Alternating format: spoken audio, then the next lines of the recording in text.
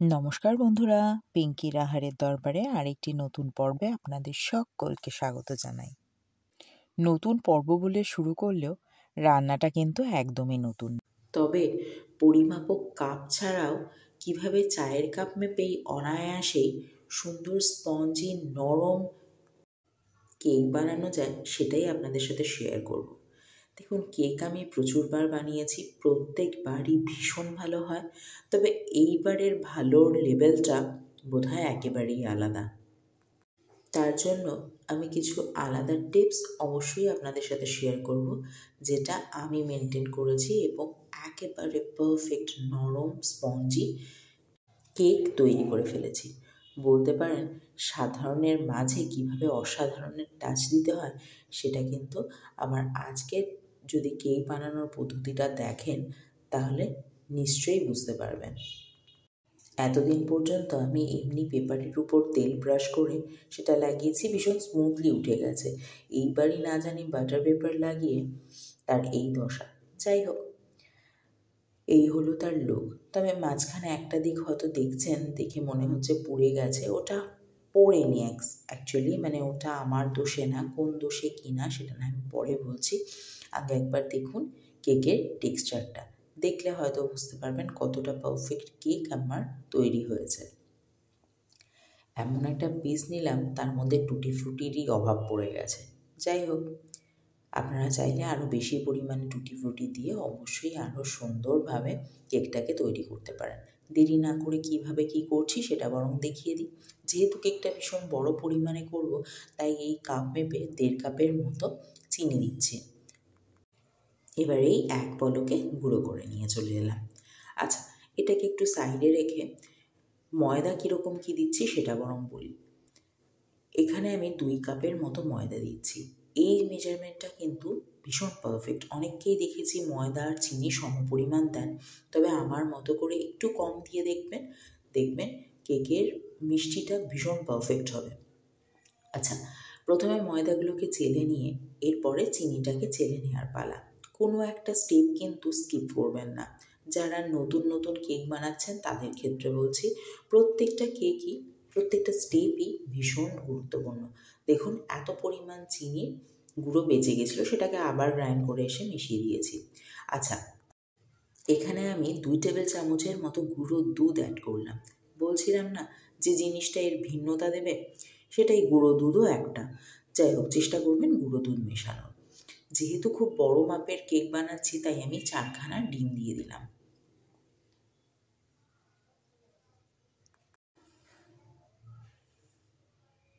আচ্ছা, ডিমগুলো ফাটিয়ে দেওয়ার পর এবার খুব ভালো করে ফেটিয়ে নেব বা বিট করে নেব। কিছুক্ষণ বিট করে নেওয়ার পর, মানে যখন দেখবেন ভালো করে বা বলতে পারেন ডিমের রঙটা একটু চেঞ্জ হয়ে গেছে, তখন আমি দিয়ে দিলাম 75 ml মতো বা আধা কাপের মতো সাদা তেল, আর দিয়ে দেবো অল্প একটু দুধ। বেসিক্যালি দুধটা কেন দেওয়া হয় জানেন? যখন ডিম দেওয়ার পরেও বা তেল দেওয়ার পরেও যখন দেখবেন বাইন্ডিংটা শক্ত রয়েছে, মানে এই যে মিশ্রণটা বানাবো সেটা শক্ত রয়েছে, এটাকে নরম করার জন্য দুধ দেওয়া হয়। তাই আমি অল্প করে দিলাম, যদি প্রয়োজন পরে মনে হয় আমি না হয় আবার দেবো। ভালো করে মিশিয়ে নিলাম। একটা জিনিস কি খেয়াল করেছেন? আচ্ছা, আগে এটা দেখুন, তারপর আমি বলছি। কি খেয়াল করেছেন? কি খেয়াল করার কথা বললাম বলুন তো?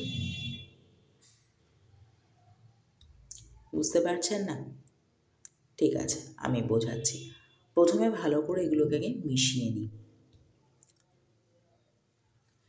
আমি যে কথাটা বলছিলাম যে যদি এই রকম পর্যায়ে গিয়ে দেখেন যে যেহেতু আমার করতে করতে বেশ কিছুটা অভিজ্ঞতা হয়ে গেছে, তাই আমি দুধটা আগেই মেশালাম। যদি এই রকম পর্যায়ে গিয়ে দেখেন যে একটু টাইট হয়েছে, তখন দুধ মিশিয়ে নিতে পারেন। আমার যদিও ব্যাটারটা একেবারে পারফেক্টলি রেডি। যে জিনিসটা বলছিলাম না, ভুলে গেছি মনে হচ্ছে আপনাদের হয়তোবা, এই হলো বেকিং পাউডার। আচ্ছা, এখানে আমি 1 চামচের মতো, এই যে চামচটা দেখলেন, এই চামচের 1 চামচের একটু কম বেকিং পাউডার, আর দিয়ে দিলাম তারও অর্ধেকটা বেকিং সোডা দিয়ে এবারে ভালো করে এটা চেলে নিলাম। এই স্টেপটা কিন্তু আমি আগের কোনো কেকে করিনি, কিন্তু এইটাতে করে দেখলাম অসম্ভব সুন্দর ফলাফল।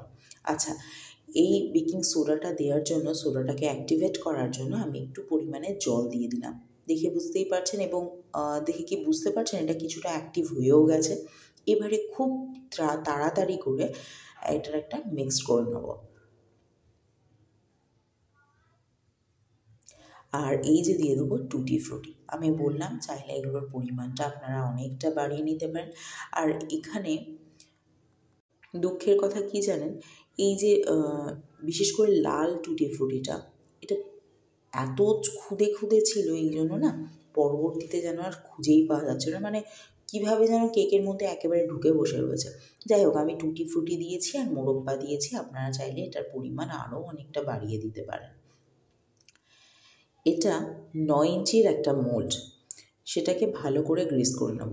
আচ্ছা, আপনারা কি লক্ষ্য করেছেন যে কেকের আমার একটা দিকে একটু পুড়ে গেছে? অ্যাকচুয়ালি আমি যেটার মধ্যে কেকটাকে বেক করি সেটার গায়ে এর একটা অংশ লেগে থাকে।